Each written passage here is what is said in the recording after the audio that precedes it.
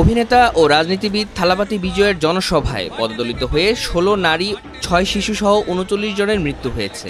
আহত হন প্রায় ১০০ জন। দুর্ঘটনায় মৃত ব্যক্তিদের পরিবারকে ২০ লাখ রুপি করে ক্ষতিপূরণ দেওয়ার ঘোষণা দিয়েছেন বিজয়। একই সঙ্গে আহত প্রায় ১০০ জনের প্রত্যেককে ২ লাখ রুপি করে দেওয়ার আশ্বাস দিয়েছেন তিনি। এখন প্রশ্ন উঠতে পারে, কত টাকার মালিক অভিনেতা থেকে হঠাৎ রাজনীতিবিদ বনে যাওয়া দক্ষিণী এই সুপারস্টার?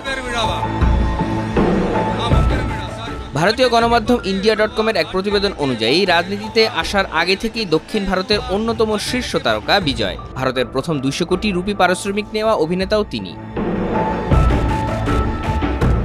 ফরচুন ইন্ডিয়ার ২০২৪ সালের প্রতিবেদনে বলা হয়, ভারতের অগ্রিম করদাতাদের তালিকায় শাহরুখ খানের পরের জায়গা করে নিয়েছিলেন বিজয়। শাহরুখ খান দিয়েছিলেন ৯২ কোটি রুপি আর বিজয় দিয়েছেন ৮০ কোটি রুপি। ফোর্বস ও অন্যান্য সূত্রের তথ্য অনুযায়ী বিজয়ের সম্পদের পরিমাণ আনুমানিক ৬০০ কোটি রুপি। অভিনয়ের পাশাপাশি ব্র্যান্ডের বিজ্ঞাপন ও রিয়েল এস্টেট খাতেও তার বড় বিনিয়োগ রয়েছে। দক্ষিণী সিনেমার এই অভিনেতা প্রতি চলচ্চিত্রে পারিশ্রমিক নেন ১৩০ থেকে ২০০ কোটি রুপি। ২০২৪ সালে মুক্তিপ্রাপ্ত the greatest of all time ছবির জন্য তিনি পেয়েছিলেন প্রায় ২০০ কোটি রুপি। চলচ্চিত্রের বাইরে বিজয়ের সুনাম রয়েছে রিয়েল এস্টেট ও বিজ্ঞাপন খাতে।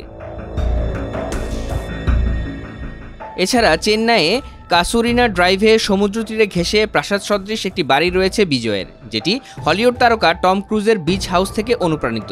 তার সংগৃহীত গাড়ির তালিকায় রয়েছে Rolls Royce, Ghost, BMW X5, X6, Audi A8L, Range Rover, Evoque, Ford Mustang, Volvo XC90 ও মার্সিডিজ বেঞ্চ। খ্যাতির চূড়ায় থেকে ২০২৪ সালে বিজয় প্রতিষ্ঠা করেন নিজের রাজনৈতিক দল তামিলগা ভেত্রি কাজকম টিভিকে। রাজনীতির ময়দানে তার পদযাত্রার ব্যাপক সাড়া মিলেছে। অভিনেতা জানিয়েছেন, আরেকটি সিনেমা মুক্তির পর অভিনয় থেকে অবসর নেবেন তিনি।